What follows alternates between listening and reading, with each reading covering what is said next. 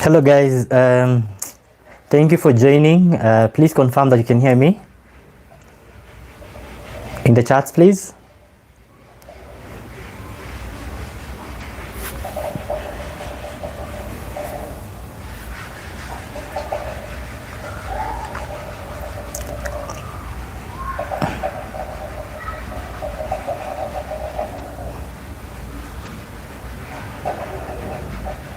Please confirm that you can hear me.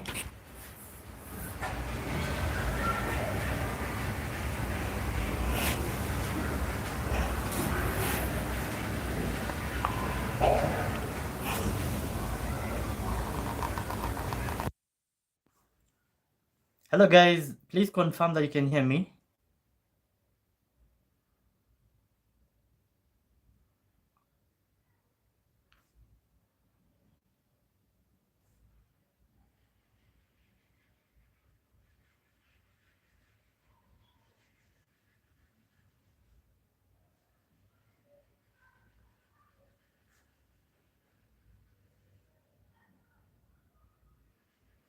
Okay, thank you very much. Finally, yeah, I can see your chats. So I do want to confirm. Let me know that you can hear me now when I have the microphone.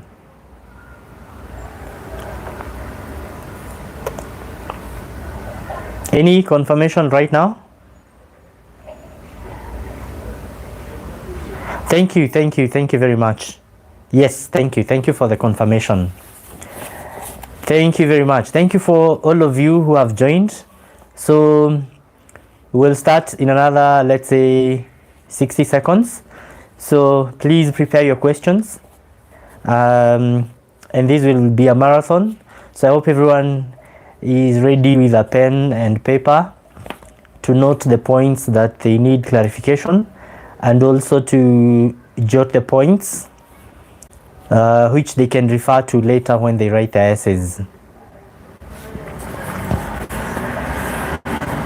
So in a few seconds we'll start, and thank you very much for joining this session. It was prepared in a few days, and I'm happy to see those of you who've joined.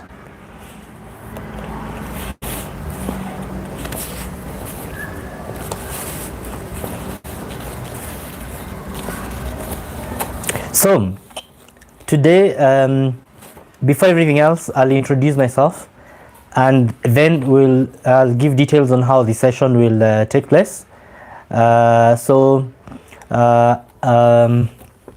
Just to have some house rules. So my name is Samo Wairimo from Kenya, Nairobi. And I hope this journey will also inspire you. I was in BCom Finance and worked for 3 banks in the country, and then at some point resigned, went into politics. I ran for Member of Parliament in my constituency in the 2017 general election, and then from there, after that I felt inspired by some of my friends who had gotten the Chevening Scholarship, and I applied. So I applied in 2018 and got it in 2019. I went to the University of Reading and shifted gears my career, and I shifted to agriculture and development. So I got the Chevening Scholarship, and Chevening Scholarship is not the only scholarship that I got. I also got Marshall Purpose to study MSc Sustainable Agriculture and Food Security at the Royal Agricultural University, and also got the shared scholarship at the Warwick University to study MSc Food Security, but I opted for Chevening. So, and then a few months ago, I applied for the UKFS, that is United Kingdom Food Systems Center for Doctoral Training, a very exciting scholarship which closes next year. So they'll take the final cohort next year. So right now I'm a PhD student at the Natural Resources Institute of the University of Greenwich, pursuing a PhD in food systems. So that's the part where I end my introduction, and then we move on to the Chevening Scholarship. So today we'll basically be looking at most of the things that I've been telling you, or I've been explaining in other videos in this YouTube channel. So we'll be looking at what is the Chevening Scholarship, the application process, the cycle, what does the Chevening look for when they are looking for applicants or successful applicants. And then we look at every essay in a summarized way, and from then we'll also look at the common mistakes that applicants make. And we'll also be looking at the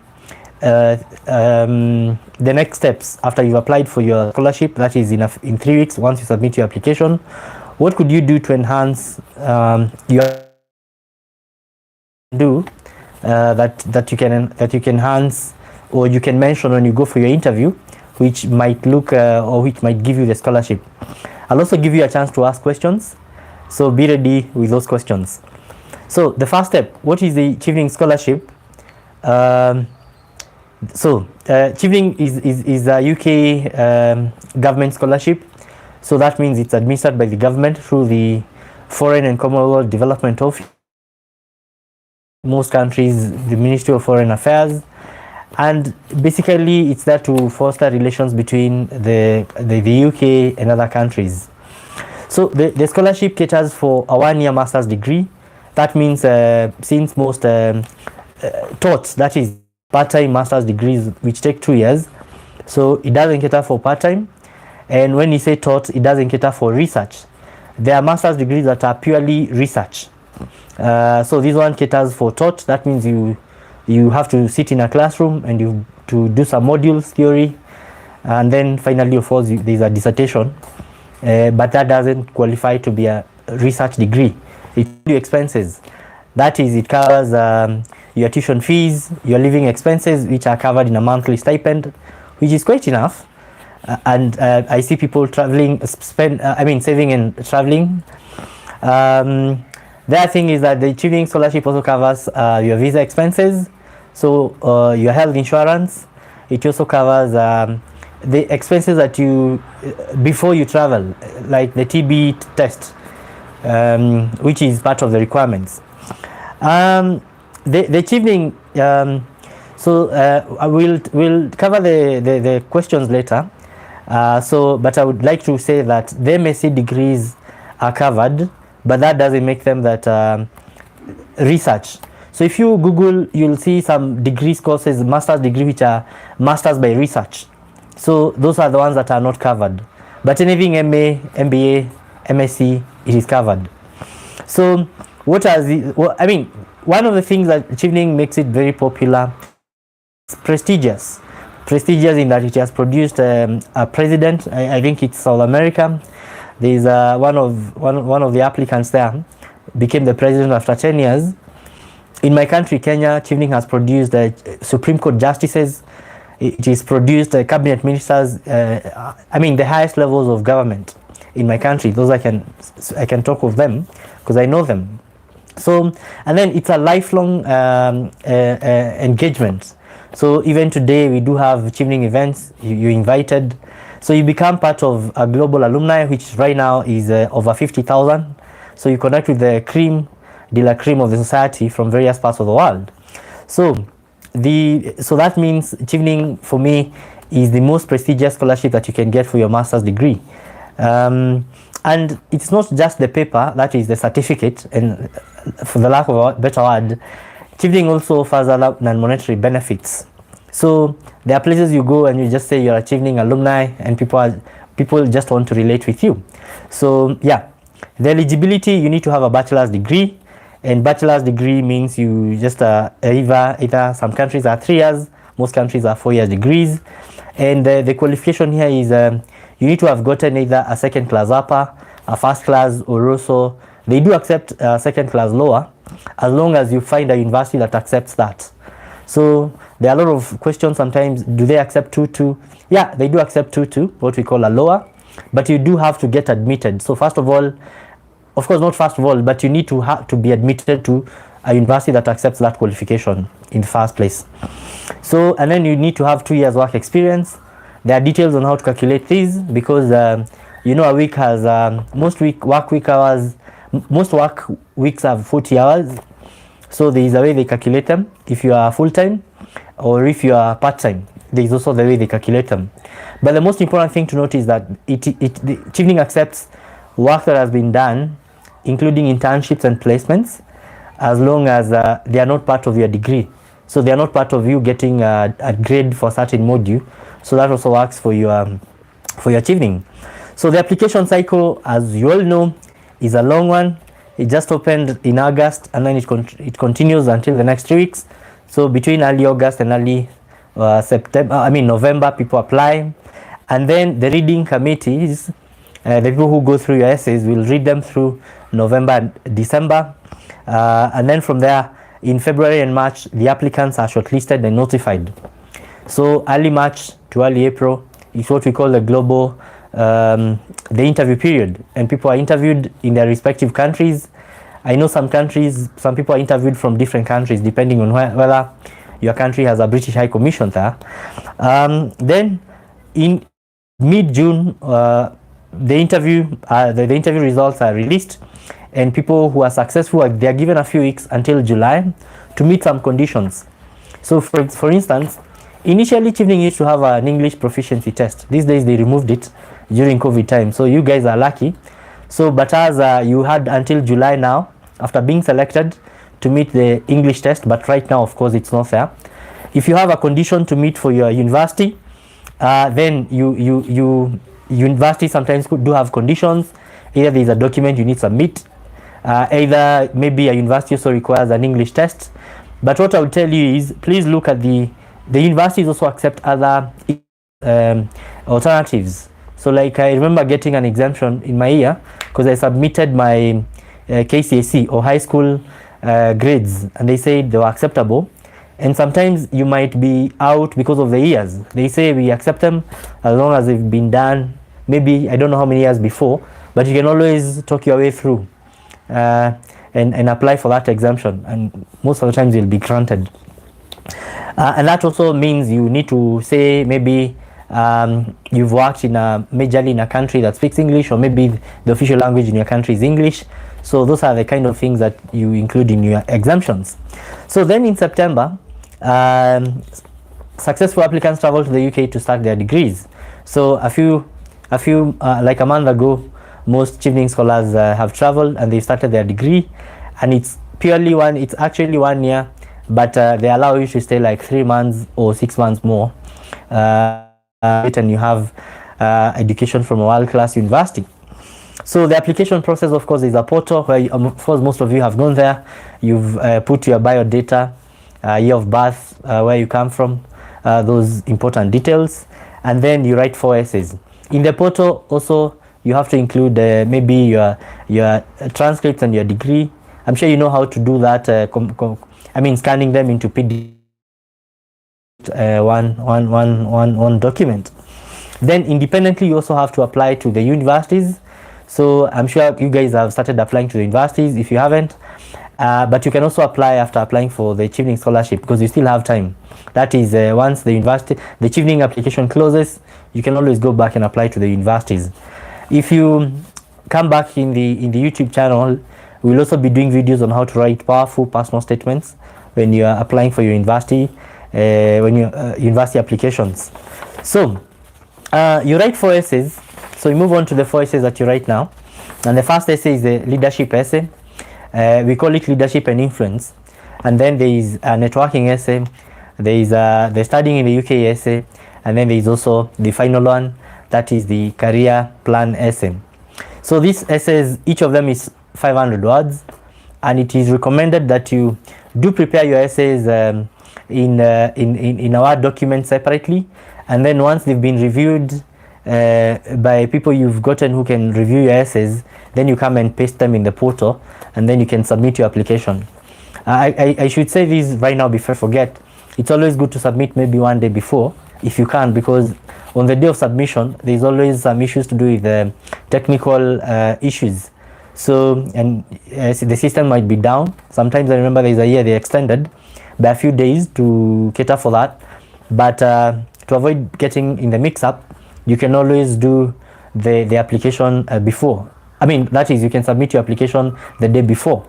So let's start with the leadership essay and influence. We call it the leadership and influence essay. It's always good to remember it's leadership and influence. And in this essay, Chevening is looking for people who are qualities, who are influential. So and then you need to think, how in your life have you demonstrated leadership and influence? Select the main 3. So why are we saying 3? Because I saw a question, someone saying, since the minimum words you can use in each essay is 100, why should I do 500 words instead of 500? Why should I do 500 instead of the 100? And I would say one of the criteria they use is that they are looking for someone who has used multiple examples. So if someone has used 1 example and another person has used 3 examples or 2, then the one who's used 2 or 3 stands a higher chance of getting the scholarship. So it's always good to use diverse and more examples, but more than you shouldn't use so many examples, because that means you'll not be able to explain each of them in detail. So it's always good to use 3. And first of all, Chevening is looking for people who will be future leaders, and I believe you're here because you're future leaders and do great things in their country. So you're supposed now to use clear examples to demonstrate that leadership. So, and maybe we can look at what to look in an outstanding essay and also a very good essay. So you should have held a position of leadership, but mainly it's not the positions of leadership that matter, it's what you do in those leadership positions. And I'll come back to this because one of the things I've observed when reviewing essays is that applicants keep on describing the leadership positions they've held instead of looking. So you should have held a position of leadership in any political party, NGO, religious organization, at the university, and then you provide strong evidence that you have shaped opinions. So shaping opinion might look at as a big word, but maybe you're organizing an event and there was a problem that needed you to convince someone who was above you. So Chevening wants you to explain that. Did you write a letter? Did you approach them? Did you convince them? I mean, explaining that in detail. That's where you're able to show leadership. So another thing is that if you've used social media, like sometimes you've recruited people in a voluntary organization, in some of your initiatives, if you fundraise for money for some of those initiatives using social media, you need to Facebook or Instagram, you need to explain those. But the main thing in the leadership example is using the STAR approach. Believe you me, if you don't use the STAR approach in explaining your leadership examples, you won't do it in the right way. Why am I saying this? Because the leadership examples are so, you might find yourself using so many words to say something that could have been explained in less words. So that's the reason we recommend the STAR approach, and the STAR approach is very important, and you can actually Google it and look for YouTube videos that explain the STAR approach, because probably you've gone to an interview and you've been asked, explain to us at a time when you, or please provide, give us an example of a time when you faced a difficult situation. So that is how the STAR approach can be applied even outside application for your Chevening Scholarship, that is in an interview. And they require a time when you solved a problem, and that is how you approach it. So the STAR approach requires you to, first of all, the S is for situation. That is, you describe the problem or situation briefly, and then the task is what was required to be done. And then A, which is very important, is action. What did you do? And if you're in part of a group, I keep on saying this, you need to explain what was your individual contribution in that group. And then R is for results or lessons that you learned, if there are no results which you can talk of, or the impact. This is so easy in 500 words to give 3 examples, because using the STAR approach, it's guiding you not to say so much. That is, to just say what is required. For instance, one of the essays in my essays, one of the first example that I used was the dwindling education standards in my constituency, and that the kids were less motivated constituency. So, and that, of course, starting something like that is important. And then the other thing was that I explained how I recruited members. I used a Google form, and then I posted it on Facebook and also Instagram. And from 5 members, I got 20 members. That's influence. You're saying I'm influential without saying so, because getting from 5 members to 15 of course, volunteered. We went to schools, and then I gave a date. By 2018, we had gone to over 30 schools, and we had expanded to providing learning materials to kids, and also to supporting needy kids join high schools. That is through fundraisings. So in that example, you can see the situation is the problem. I'm not explaining that I was the founder. I didn't. There is no way I'm saying I'm the founder, but I'm saying I initiated it. So, and then I explain a problem. So I'm not describing the roles. I've just picked one problem in society that I solved. And then, of course, I should have said this earlier, you need to have an introduction for your essay. And this basically, you can use a leadership quote, or you can say, you can summarize what kind of examples are you going to give. So for me, I had this introduction that identifying community problems, assembling teams, and to initiate solutions defines me as a compassionate and self-driven leader. So in all my examples then, they had something to do with a community problem. They had something to do with me assembling teams, and also working through solutions. So that is a summary of the examples that I was giving. And in the same way, that's how I would also recommend you look at your examples and then see how you can use that as you can use them as to summarize and come up with an introduction. Then that is where you need to have 3 examples, and I'm only going to give you one, which I've given you already, and you can go and Google and search more information about how to use this approach. The other thing is that you need to have a conclusion, and the conclusion should basically say, in reference to Chevening Scholarship. Of course, Chevening Scholarship organizes events. There are events that will also be organized at the university, and those events will shape or will harness or will improve your leadership skills. You need to talk about leadership here. Do not talk about anything else. Do not talk about what the course you'll be doing. Do not talk about the career you want to pursue. Talk about leadership. So for me, I had this conclusion with the Chevening Scholarship through university events, which will enhance my contribution to Kenya's development. And that, again, I used Kenya's development because the courses I was pursuing, or the career I was going to pursue, was in international development or development. That is solving the food insecurity problem, or poverty, or the poverty problem. So that is how you work through your leadership essay. If you have any questions, you can type them later, so not now, as we finish. So, and then I want to move on to the networking essay. So, and before I move on, I can just go back and say, in that example I've given, before even that guy says they're a leader, you can conclude that person is a leader. You can actually see the things they've done. So the rule here is actually show you're a leader, do not tell us you're a leader. And you show you're a leader through the things that you've done, the problems you've solved, how you've influenced people to join you to solve difficult problems in the society.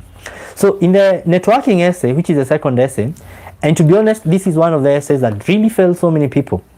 In my years reviewing applicants' essays, this is the essay that I go with, and I don't know why. Basically, Chevening is looking for someone who will take advantage of the opportunity to go to the UK to study a master's degree and grow themselves through the relationships they'll build there, through the networks they'll establish there. So, Chevening requires you now here to come and tell us, how have you networked, and how has those networks, how has those relationships that you've built contributed to your growth professionally. And here, professional growth is based on your career, learning new skills, getting a mentor. So, and that's the reason why we keep on insisting it's professional. So it's not the normal friendships. Yeah, it's not the normal friendships. It's the professional networks that you create. So Chevening requires you to describe. And my rule here is people, time, and places. Say who you met, when, and where. So for me, how I approach it is that, of course, in my area of doing politics, I had met some big people in government who some of them became my mentor. So that was my first example. I'd also had organization, which again I invited during my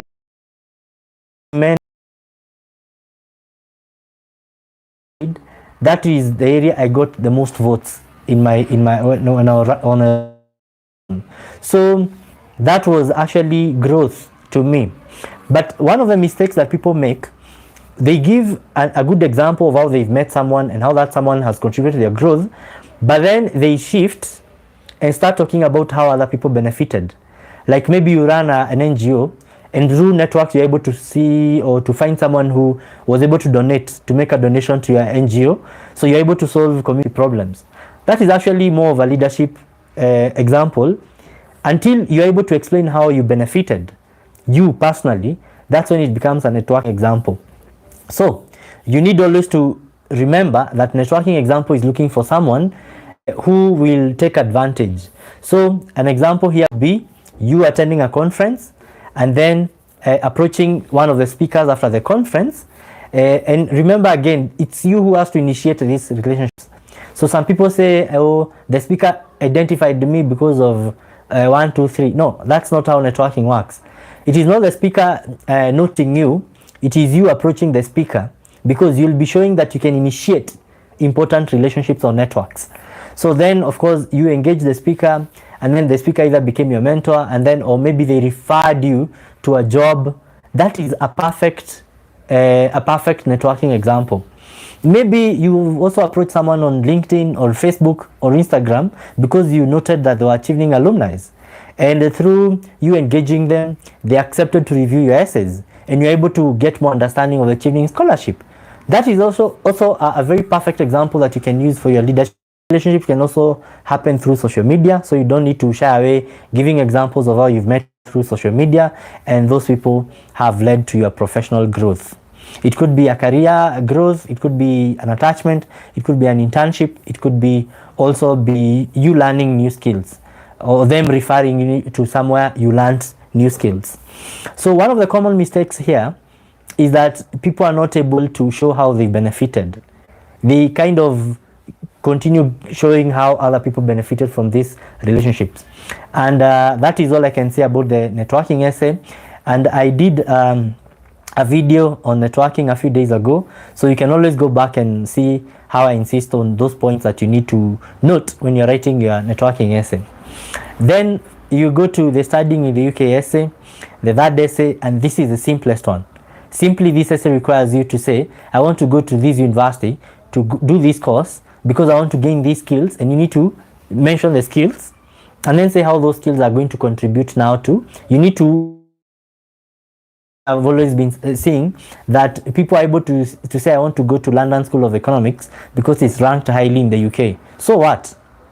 You need to give why is that important to you. So you could add a statement like, and that implies I'll gain a world-class education that will help me solve the problem of, let's say, inequality in my country. So that last bit, that last phrase is what really fails most people, because they are not able to. So if University of Reading is ranked highly in agriculture and forestry courses, so what? So you need to explain University of Reading because the university is ranked first in the UK in agriculture and forestry courses, and this means I'll gain world-class education on agriculture development, which I'll come to apply in my country. So that last bit, always it messes people because they're not able to link it directly. For example, you could also say, and the reasons do not have to be academic. You can also have reasons which are location based. For example, I remember some people say, but you should not use it at the top. Just make sure that it's either the second or the third reason. So someone would say, I want to go to the University of Manchester because I support either one of the Manchester clubs, football clubs, and I want to, maybe it's my dream to watch a live football match. So that's still acceptable. In fact, there's a guy who said that they wanted to, I think there was a tournament in that year, rugby tournament, and they said they would want to sip their favorite beer while watching a rugby tournament, and that still is acceptable. But of course, start with academic reasons and then come to the other reasons. I do advise you, please have at least 3 reasons for every, and then most people give stories. Since these say you're required to just justify your choices, that means your choices are the subject of the paragraph.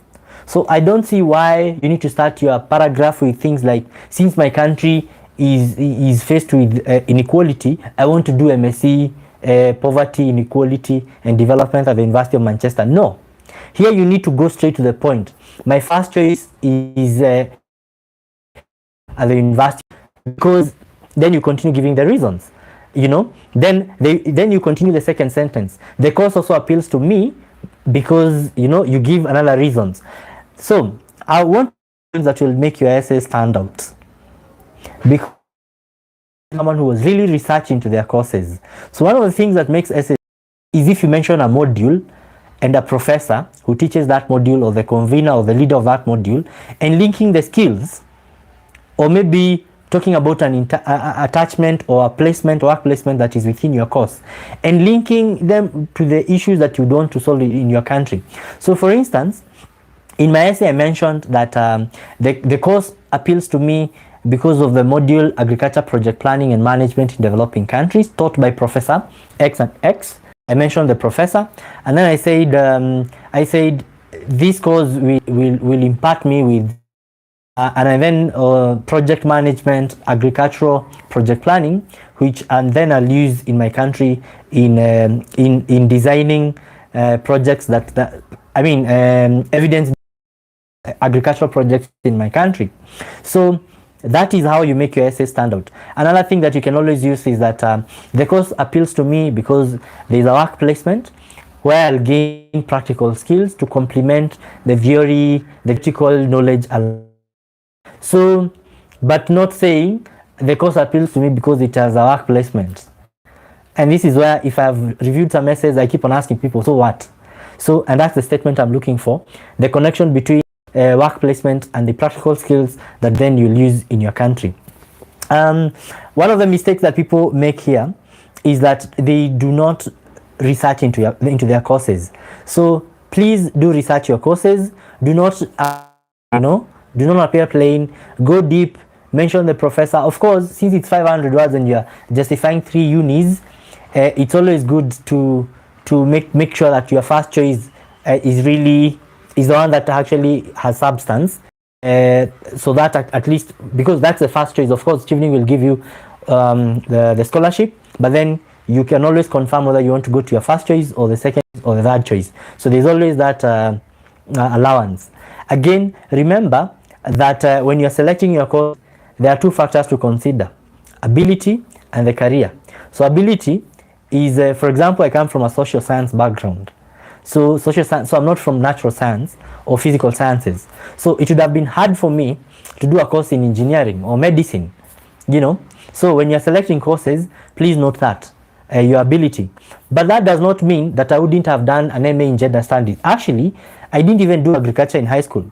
But right now, for my master's or even at the uni, I did finance, then transitioned later into agriculture. But still, that's within social science. So you can, that's within social science, so you can always go for such courses. The other factor is career. So you cannot say you don't want to come and champion women issues or be in gender spaces, but then you've not selected courses in gender or gender studies. So always, that's something that you can always connect. Or you cannot come and say you want to maybe, I mean, you want to do stuff to do with trade and finance or economics in your country, but then you're not doing courses that are in line with that career. So, and this is why I could say this, that all the 4 essays give one story. Someone, I'm a leader. If you give me this opportunity, I'll utilize it to grow my leadership skills, and I can actually network. So if you give me this scholarship, I'll go and network to grow my skills and to grow my career. And these are the courses I want to do. And I have a shortage in these skills, and that's the reason I want to do these courses. And once I do them, this is a career I would want to pursue and change my country in these ways. And if there is a way that it can improve the relations between the UK and your country, then you can mention it there. The studying in the UK essay is easy because you can always go and look for description of the courses in the website and then use some of the. Please do not copy. You paraphrase those words, how the course is described in the website, and use some of those words now to explain why the course appeals to you. Another thing is that if you have to use rankings, please don't use rankings like top 50. You can go to top 30, top 20, if you don't have to use rankings, but if you have to use them, please also use the latest rankings. There's a day I was reviewing essays and someone had used essays for, rankings for 2020. Remember, we have rankings, some rankings, because there are so many types of rankings. We have rankings for even 2023. So please use the latest rankings when you talk about your courses.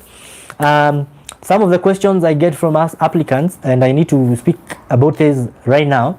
Please show me a course where a university where they do not charge a price, or please show me or direct me to a university that has a course in MSc medical technology.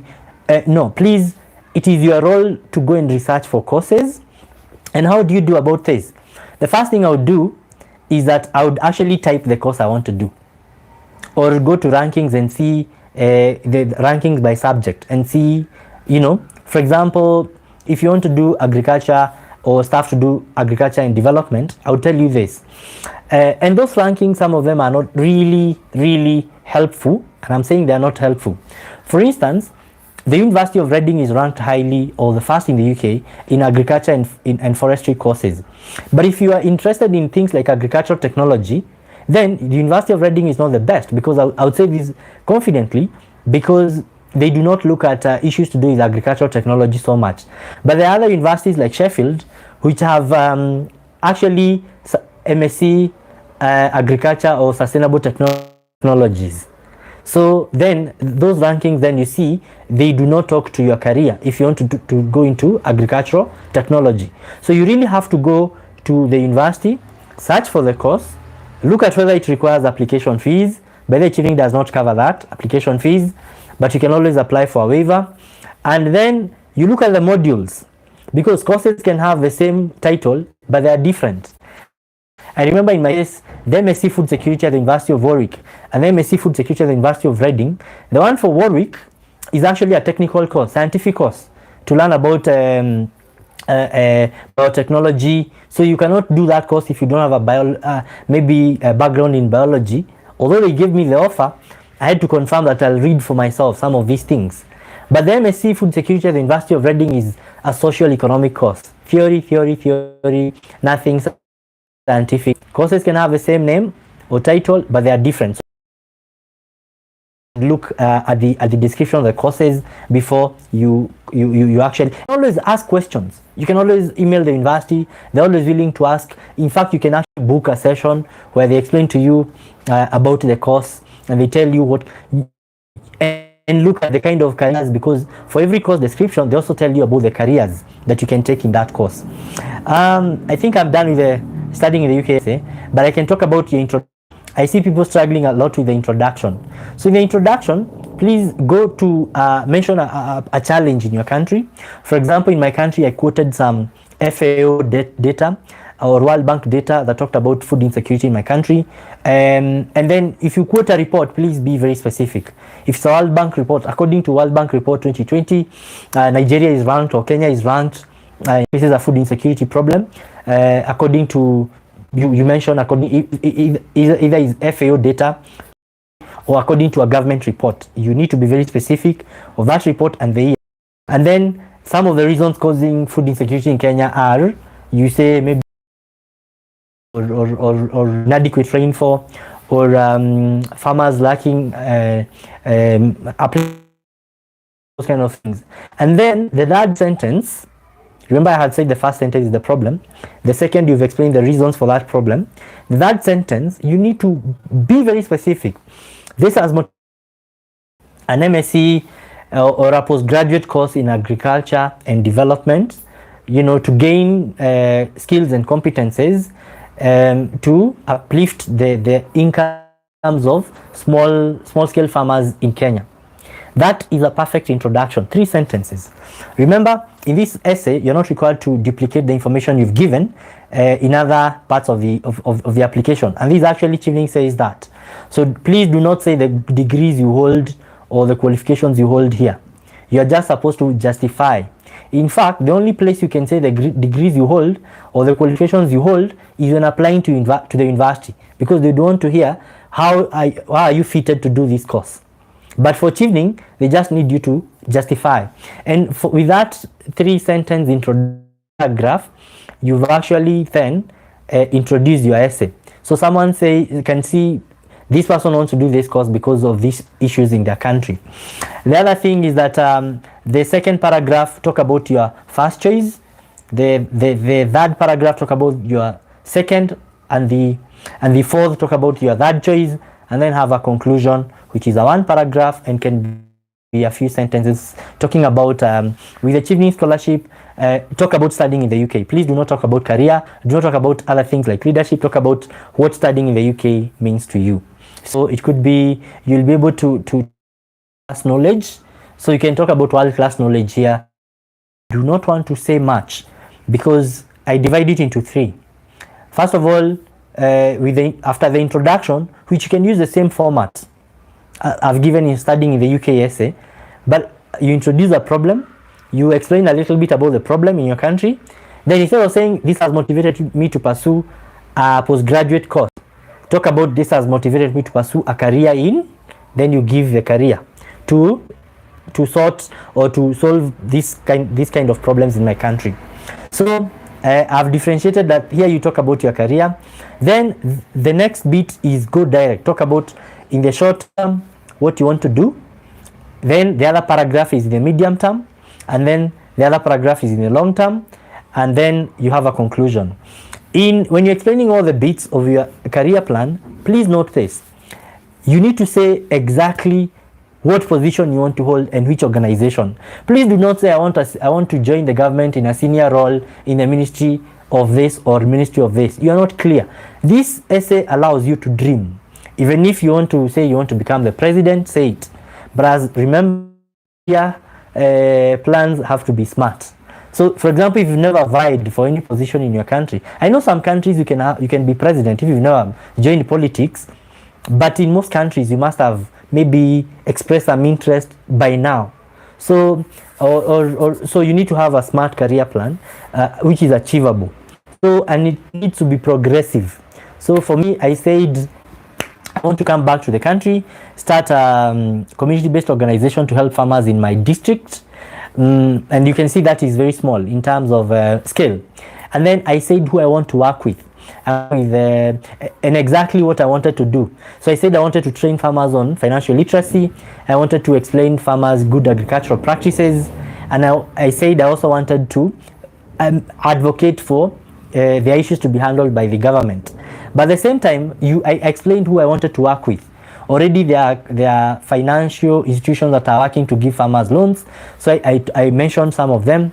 I mentioned some other NGOs that are doing agricultural stuff in my county, and I said I would want to work with them.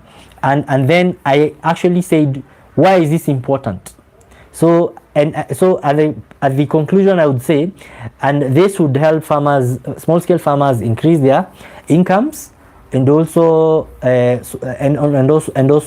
alleviate the poverty levels in the district or in the county. Then in the medium term, which maybe there is no limit to say which is medium term and which is short term, but my own definition, was something I was doing within 3 years. But between 3 and the 6th year or 7th year is what I call medium term.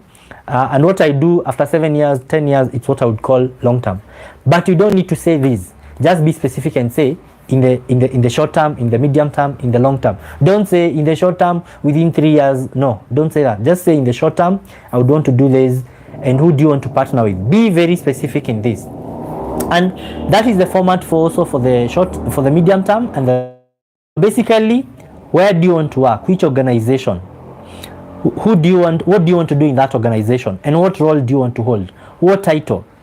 Those are the things to mention there. Then in the long term, the same thing. You explain, once you get it right in the short term, use the same format. one of the mistakes that people do here, they are not clear. This is a dream, you don't have to follow it. So dream anything and put it there, but it has to be realistic. And ask people for their input, because when your essays are looked at by someone with a fresh eye, they might actually help you. So the other day I was reviewing someone's essays, and I noted they had said they would just want to work with parliamentarians. And I said there are so many organizations you'd work with, because the issue was gender activism or women empowerment. You don't have to work with women, parliamentarians only. There are so many organizations, NGO. They are the first ladies of African presidents, because that was in African context, and they also talk about gender issues. You need to bring out such issues. The conclusion, of course, should talk about just your career. You'd say, with the Chevening Scholarship, I'll be able to pursue a career in food security and development, and contribute effectively in achieving SDG 2 on hunger, or SDG 1 and 2 on poverty and hunger in my country. You can say in Kenya, and also Vision 2030. If there is a vision in your country, you can mention it there. It can actually be one sentence, that conclusion. So basically that's how you apply your Chevening Scholarship. The 4 essays, we've gone through them. And one thing I can say in the networking essay I'd forgotten is titles. Don't say you met someone or Remo and you do not mention who are they. You need to mention their title. So in fact, drop names. If you met the Senate Speaker of your country, if you've met, and they also, of course, they contribute to your growth. If you've met the CEO, mention the name and the company, and how, of course, they contributed to your growth. I was just going back because that issue of title is very important. That's basically about the 4 essays.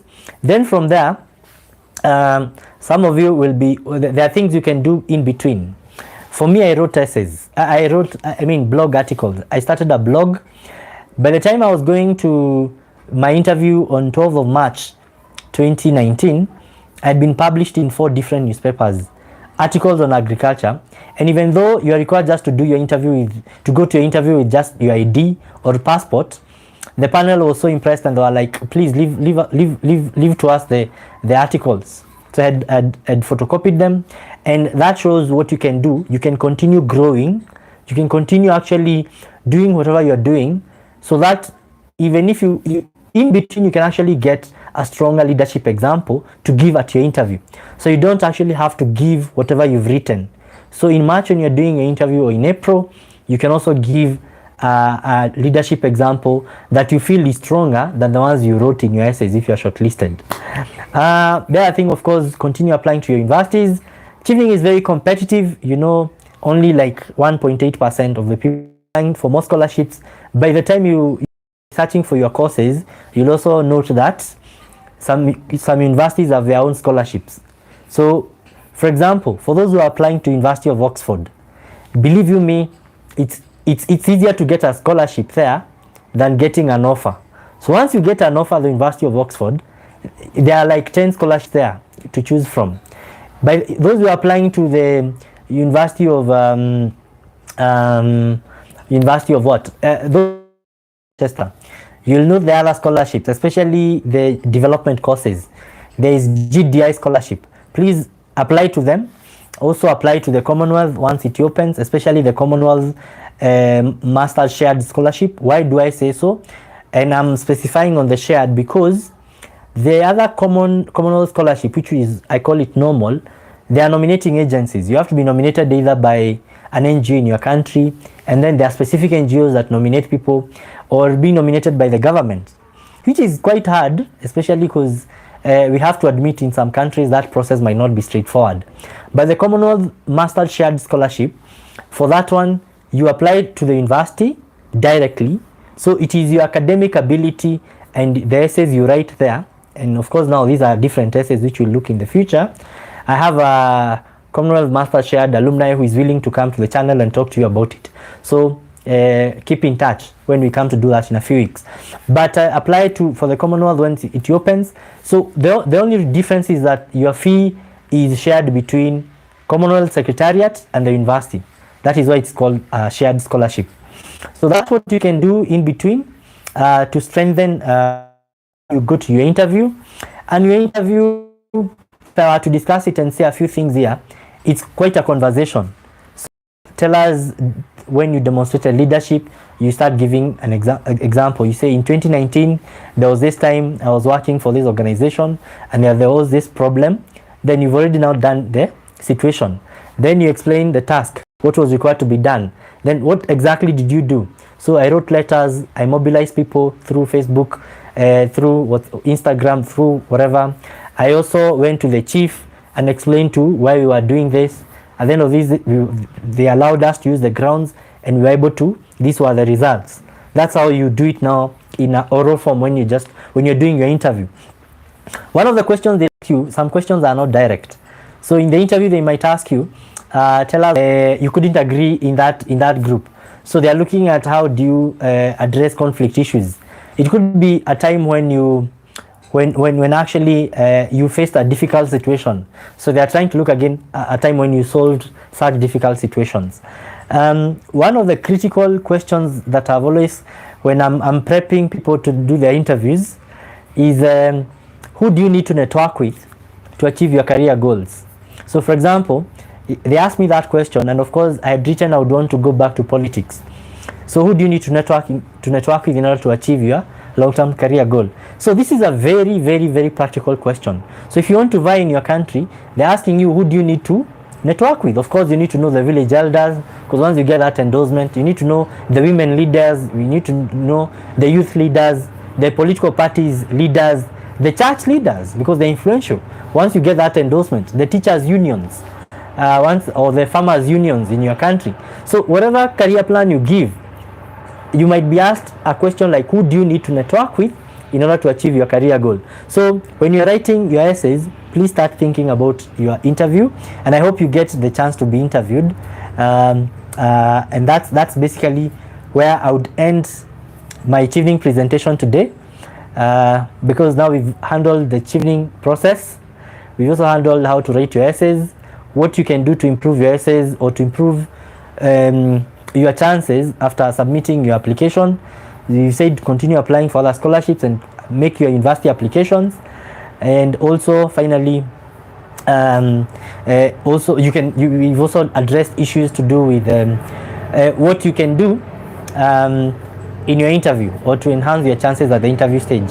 So right now I'm going to take a few questions you can ask, and be free, type any questions if you have them. We have some minutes for questions and I'm willing to take them. I think I've answered one that was asked, whether Chevening accepts MSc courses. They do, because MSc courses is a taught course, but a research course will be Masters by Research and abbreviated as M and then RES. The other thing is, for MSc courses, there is no fee cap, so meaning you can apply, they can actually pay your school fees. Of course, some universities are more expensive than others, but for MBA, there is a capping right now at £22,000. So when you're applying for MBA courses, MBA specifically, the fee is capped. So either the Chevening will cover it, and then the other part the university will cover. If they don't, Chevening will allow you to go to your second choice, which of course might have a lower fee than £22,000. Please note that is only for MBA. For the MSc courses, the fee is not capped. Do I have any questions?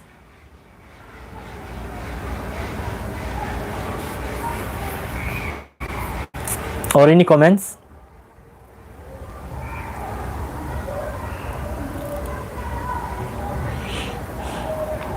Any questions or comments?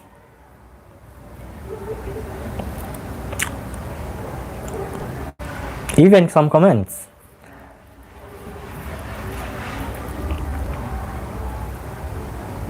Anyway, thank you very much, guys, for being part of. Oh, yeah. So I've seen your questions. Sorry. Let me see. So the first question we have from Ali is, what if you do not get admission into any of your three choices of your university but got the Chevening Scholarship? So you actually get you get to solve that. So the reason why you are allowed to start applications early, because you'll know them or not. Also diversify.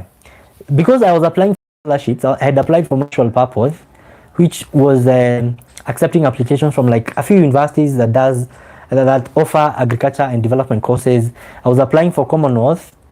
I had like 20 offers from unis.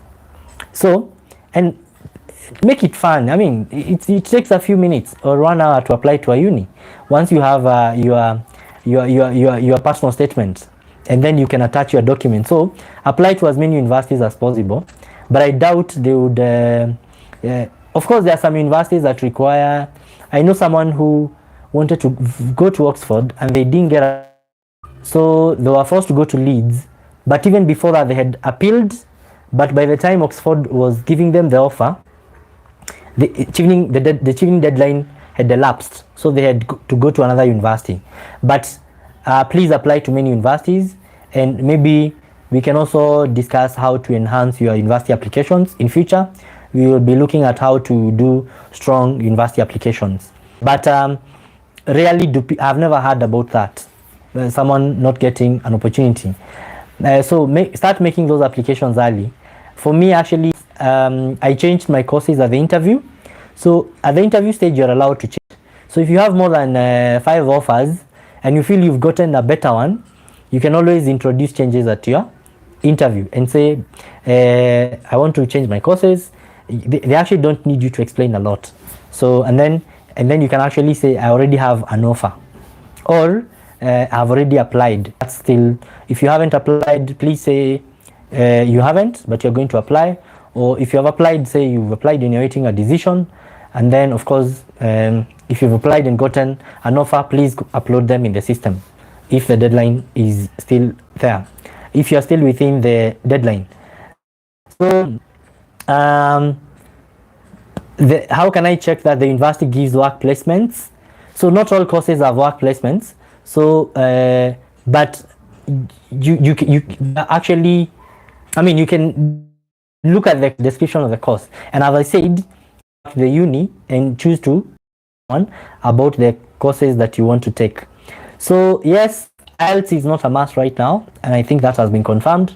Chevening did away with the English language, but if your uni requires it, then you still have to do it.